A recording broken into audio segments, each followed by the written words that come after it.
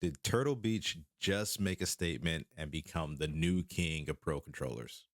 As I know many of you are like me and follow the gaming tech space, you're probably aware that Turtle Beach just released the Stealth Ultra Pro controller, the anti-drift pro controller that's designed for Xbox, but it's also compatible with Windows, Android, and iOS somewhat. As I bought this with my own money and at the same time as everybody else, I'm here to share my unboxing and first impressions with you. In the coming weeks, after getting some time with this controller, I'll post my review of my extended experience with it. If this is of interest to you, after you like this video, make sure you subscribe with notifications on and leave a comment with a crown because that's who you are. But right now, this controller has me leaning in one direction in terms of if it's a winner or not. With that said, let's get into the unboxing and first impressions. As you can see from the box, it looks very similar to the just recently released ROG Rikiri Pro controller, mainly due to it having RGB and a built-in display. But underneath all that, you got something that's totally different, making this a different beast. But we'll get into that shortly. Let's move through some of the notable specs that I saw with this controller, and this includes some low latency wireless capabilities through Bluetooth 5.1 and 2.4 gigahertz wireless connections through its USB hub. Also, it's boasting anti-drift Hall effect thumbsticks with swappable caps, fast response buttons utilizing micro switches with short travel, and yes, every button, trigger, pad, bumper on this controller has those micro switches. It has 4 mappable back buttons, adjustable trigger locks, enhanced audio settings. It comes with a case and rapid charging dock for its 30-hour rated internal battery. And oh yeah, that display on the front is actually full color. And this time, I don't think it's a gimmick. I mean, as you can see, it doesn't seem like they want you to get into this with all these seals. Now that I finally got it open, I already feel satisfied with what I'm getting with the feel of the outside of this case. This case is solid, meaning I shouldn't have to worry much about the sticks getting pressed or injured when I'm stowing it or traveling. To me, the controller itself looks better in person, and the display definitely isn't that overwhelming or impeding on any of the other functions of the controller. And it looks to have a magnetic dock here with a little pad to protect against scratches. It includes a quality USB 3 cable with USB A and USB C connections. This controller will fully charge in just 2 hours, and it's rated to hold up to 30 hours like I said before, which I'm sure is going to vary depending on how you're using your controller and what you're doing with it. It also has textured grips that aren't too grippy. However, it seems like these might peel a little bit over time, but we'll see. The controller itself feels nice in my hands. It's lighter than any of the Microsoft made controllers of current. This controller weighs 246 grams. That's 0.54 pounds. So that means that it's 41 grams less than the standard Series X controller and 102 grams lighter than the Elite Series 2 controller. The face of the controller is very similar to other Xbox controllers, minus the display, of course. But a couple key features to kind of note are that the sticks and the D-pad are not swappable, and the face area of the sticks themselves are slightly smaller in diameter versus any of the standard Xbox controllers or Elite Series 2. So snapping on a control freak or anything like that is going to be a lot easier. And with that, included with this controller, you're going to get stick caps. This is going to increase that surface area of those sticks. So if that's your thing, they got you covered. And at the bottom, you'll see the standard 3.5 millimeter headphone jack. More to come here in just a moment. And at the top, we have both the triggers and bumpers with the added texture grip, not something you see on most other controllers. In the top middle, you have the USB-C port for connecting to your console or charging. Above that, to the right and the left, you have the 2-stage trigger stops that toggle between open and shallow for your triggers. On the back, you have the 4 rear buttons that also have a satisfying mechanical click. These are positioned horizontally and similar to SCUF's Envision and Instinct controllers.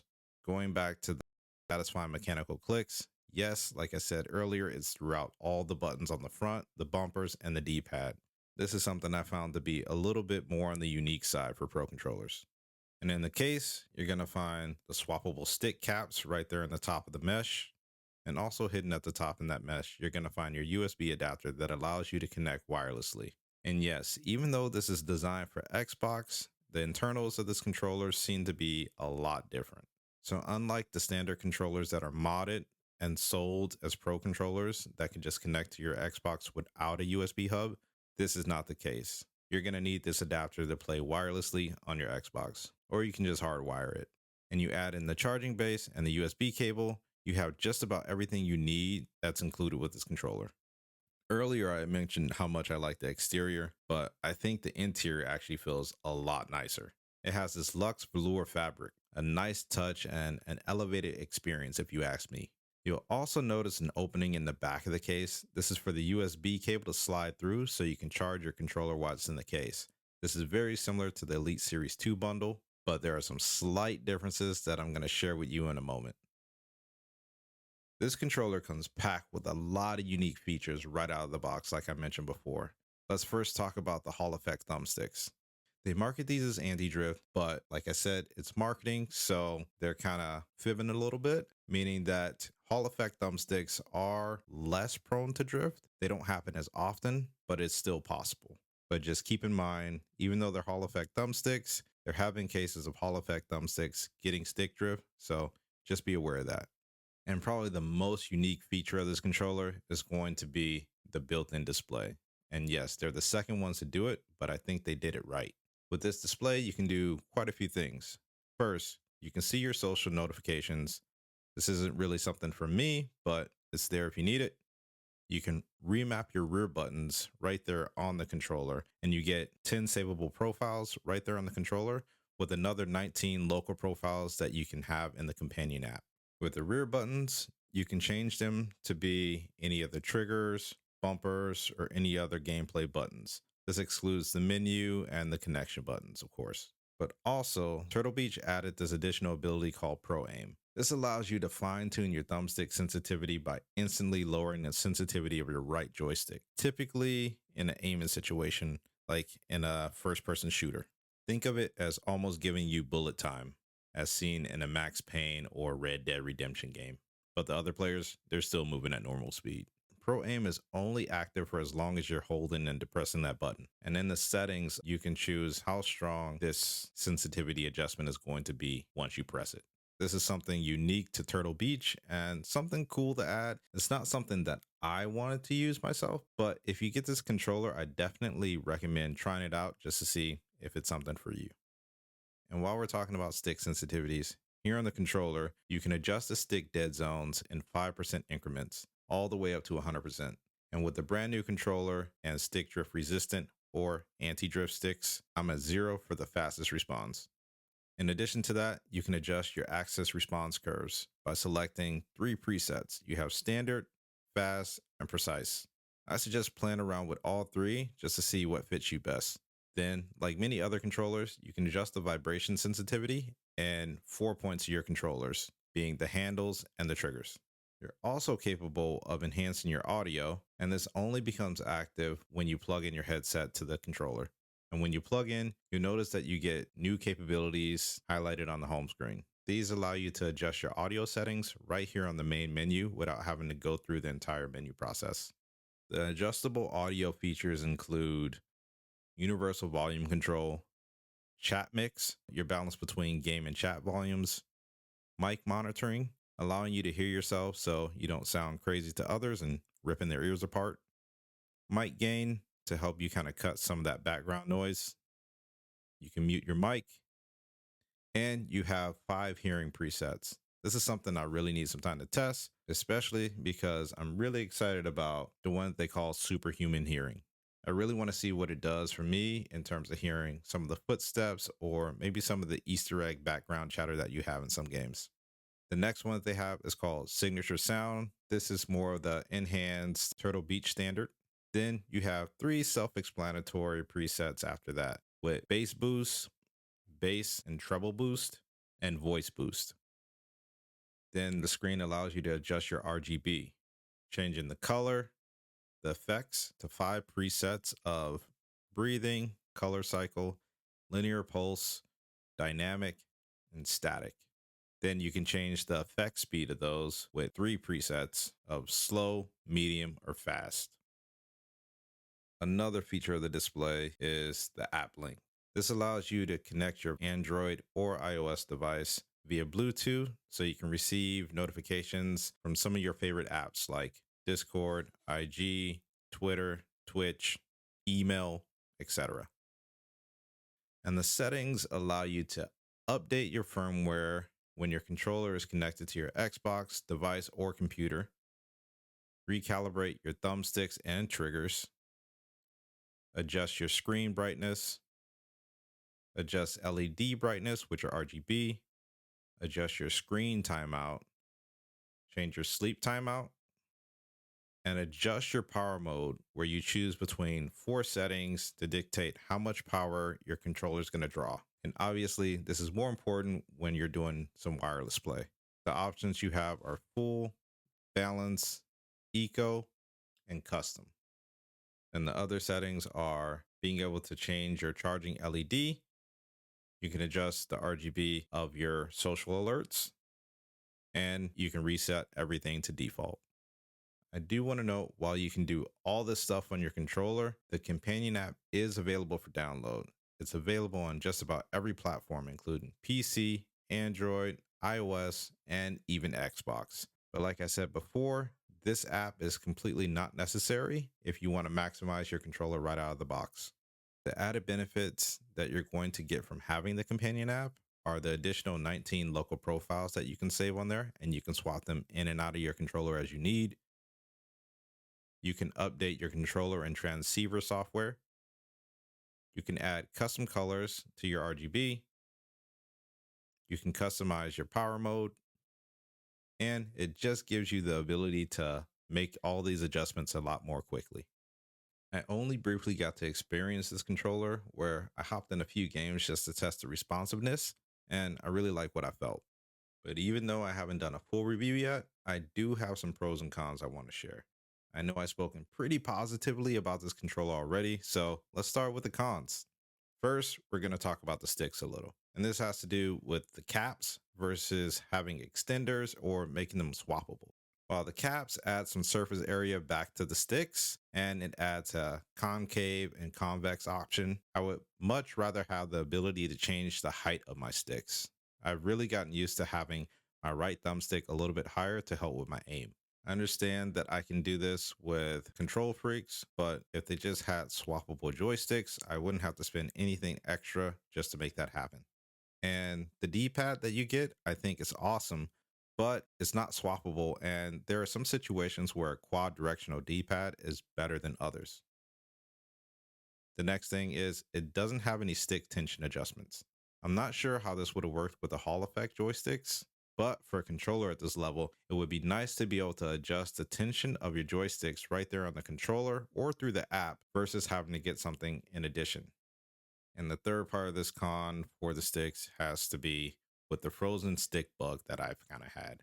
I had this only happen a few times, and like I said, I only used the controller a few times before this, and it happened a couple times where my stick would be stuck in one direction, where my character would just continue to spin in circles until I restarted the controller and it was okay again. I think this is something that can be updated with the firmware, but it is something I wanted to note as it was frustrating. The next con has to do with its iOS compatibility. While there's a very functional companion app there on iOS, the controller is not natively capable to be used with iOS through Bluetooth. It may be possible to connect it via its wireless hub through a USB dongle on your Apple device, but who really wants to do that? It also gets very strange when you have to connect your controller to your iOS device just to use that companion app. While you connect it to your iOS device, you have to connect it to your PC or Xbox, hardwiring it or using it wirelessly with its adapter. I was only able to get it to work via the hardwiring method. I wasn't able to get it to work via the USB adapter method. If somebody has, let me know in the comments below, and maybe that helps somebody else out. But after you do that, you want to enable and pair the controller with your iOS device via Bluetooth. Then by clicking the plus icon in the app, you'll connect the controller to it. So if you were looking for a controller that can level up your mobile gaming natively, this is probably not the controller for you.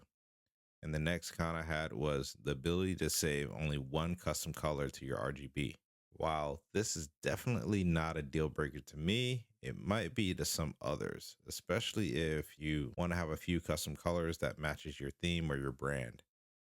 And this next con, I'm a little on the fence about because I think it's a little bit more personal preference, but I didn't like the way that the back buttons were positioned. It's set up so I can use two fingers instead of all four fingers on the back. And I'm not really used to that because I use the Elite Series 2. I think if I give this controller some time, maybe I might like it. It seems like with two fingers, it actually works pretty well. I find it that I can actuate all four buttons pretty easily with just the two fingers. But if I try to add in four fingers, it's just really kind of awkward. And this starts to lead me into my pros. If pro controllers and rear buttons are new to you, or utilizing two fingers on the rear buttons is preferable to you, then this might be a great layout for you. It's actually more ergonomic of a layout than some of the other controllers outside the Elite Series 2. As for the other things that I found pros, I simply just love the satisfying clicks of the mechanical buttons all around the controller. Then I really love the hard case and that suede interior.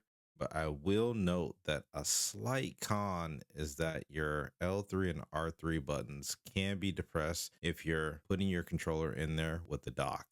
The dock kind of gives it a little bit of a lift, just enough where it's going to actuate your buttons when you close the lid. They just need to make the dot indent slightly deeper, and this wouldn't be an issue. I didn't get this issue when I loaded my controller in the case without the dock, so it's not that big of a thing.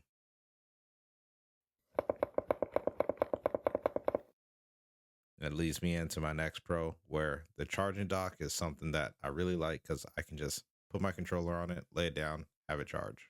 And those of you wondering if it works with the Elite Series 2 charger dock, no, it doesn't. Then, of course, I like all the added capabilities and customizations that you get with the display.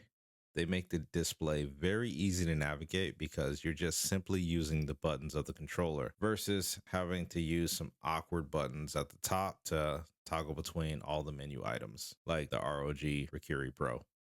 That again leads me to my other pro, where the companion app isn't absolutely necessary. I feel there's so many pro controllers out there right now where you have to download a companion app just to customize your controller or use it to its full capability out of the box. And with this one, it's not the case. And with that, the companion app is widely available across multiple platforms, including the platform it's designed for, which is Xbox, which is huge. I haven't seen any controllers actually have an Xbox app that you can use to customize and update your controller. And I thought the RGB was a nice touch, and the controller felt really responsive when the controller was wired or wireless.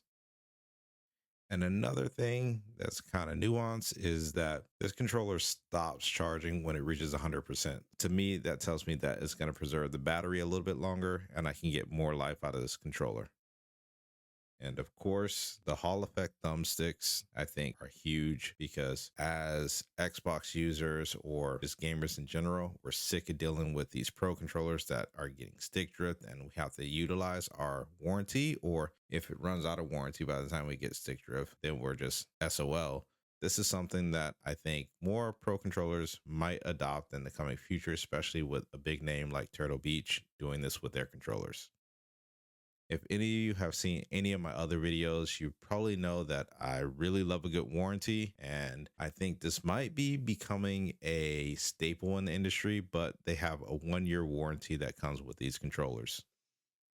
As for my final thoughts on this controller, which I think you can probably conclude yourself, is that I think this controller is worth the price tag. This controller right now is something that I can see myself recommending if it holds up after my testing. But so far, with everything this controller offers and everything I've experienced, it seems worth it. They make the entire experience very pleasant, from unboxing and just plugging it in and playing and maximizing your use out of it. And when it comes to customizing, you can just do this on the controller and you can adjust it on the fly, and it's very intuitive. Also, I think that it's great for newbies, even experienced people, but it gives you just enough in depth customizations to the point where it's not overwhelming and you don't have to deal with fine tuning, maybe response curves or audio settings or anything like that. And of course, as the controller has Hall effect thumbsticks, there is less concern of actually having to use your warranty or wondering if it has a good warranty that comes with it if you need to get it fixed because stick drift comes after a few months. I think this controller might be a game changer, or at least set the tone for some of these big companies to step their game up.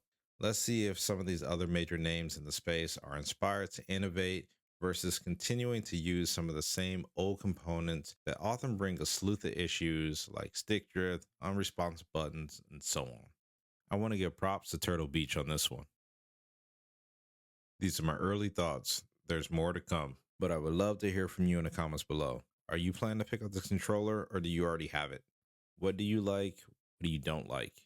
Anything you think I missed and others should know? Be sure to subscribe with notifications on so you'll be the first one to know when I create my follow-up video or I review some other tech in the gaming space. Also, while you're down there, hit the like and share buttons so we can feed the algorithm and get this in front of other people that are like us that will find this video helpful. I truly appreciate each and every one of you, especially those of you that hung around to the very end. Thank you for watching.